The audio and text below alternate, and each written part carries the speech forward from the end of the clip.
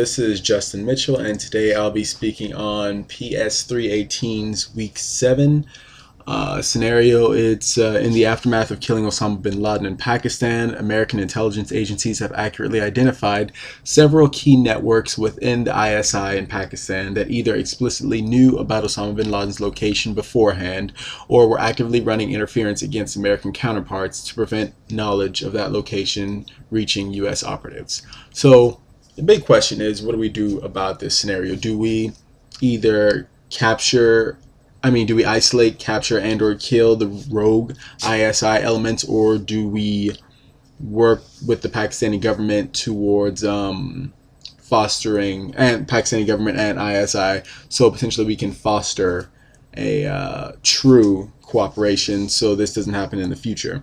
So as I just alluded to, I believe we should work towards directly cooperating with the Pakistani government and the ISI for multiple reasons. Reason number one, first we have to understand their motivations, because if we can take away their motivations or change their motivations, then they wouldn't have a reason to do this in the first place. And one of the main motivations why the Pakistani government and the ISI continually help the Taliban is because of their number one fear, and the number one fear would be that of India.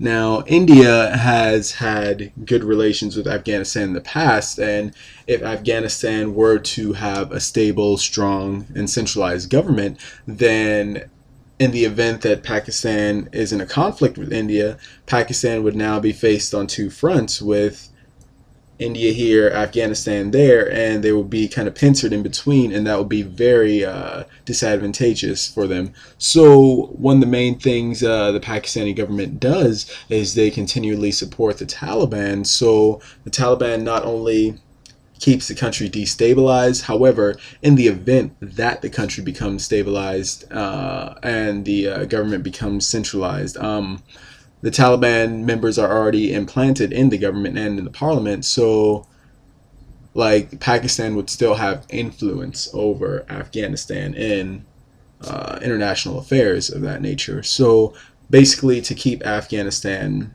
in its back pocket. I know that's kind of slang cliche, however, that is more of one of the main reasons why they continually support insurgents and terrorists, but that's only one of the reasons. So if we can potentially look at that reasoning and say it's not in their best interest to do this, if we could potentially work towards potentially fostering a treaty with them in India, so they wouldn't necessarily fear India as much, they would have less likely a reason to support terrorists. The second main reason that we shouldn't directly capture and kill these rogue elements is because we need Pakistan just as much as Pakistan needs us. Pakistan gets billions of dollars of aid money from us, and we need their airspace and their land to conduct our operations in that part of the region. With our airborne operations, especially like getting to Afghanistan, which is a landlocked country, as we all know, Pakistan is the primary route for us to get to Afghanistan.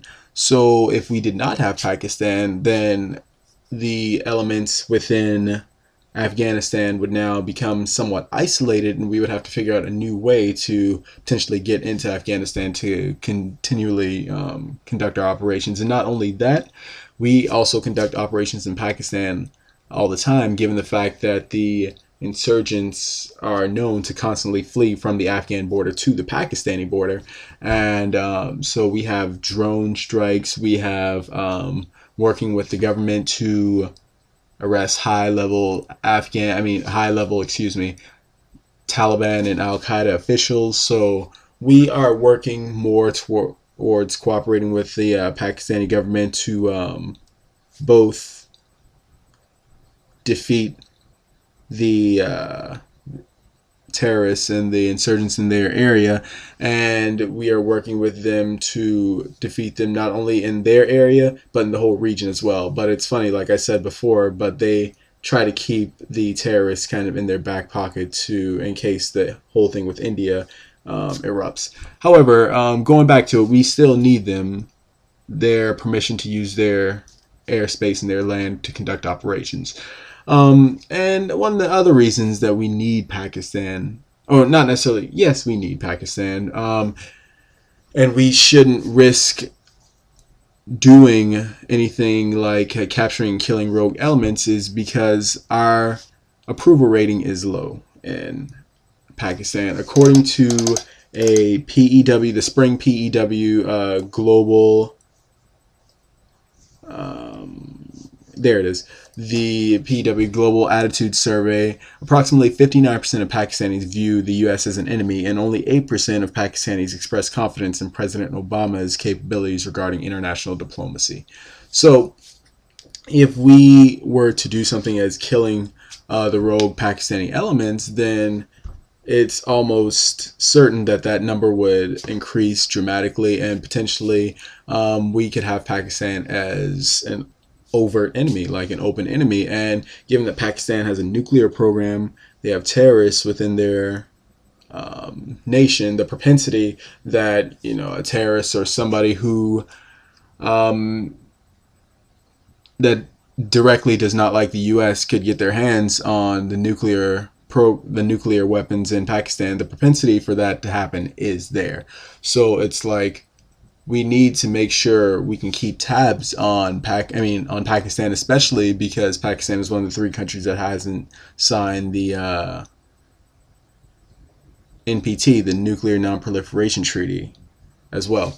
So those are 3 of the main reasons why. So, and the thing would also be, like I said before, if we were to capture and kill these rogue elements, and the approval rating or the disapproval rating of the U.S. would skyrocket again, that would mean more and more and more potentially ISI and other agents would work against the U.S., and that would further hamper our efforts and our relations that we have been trying to work on for so long.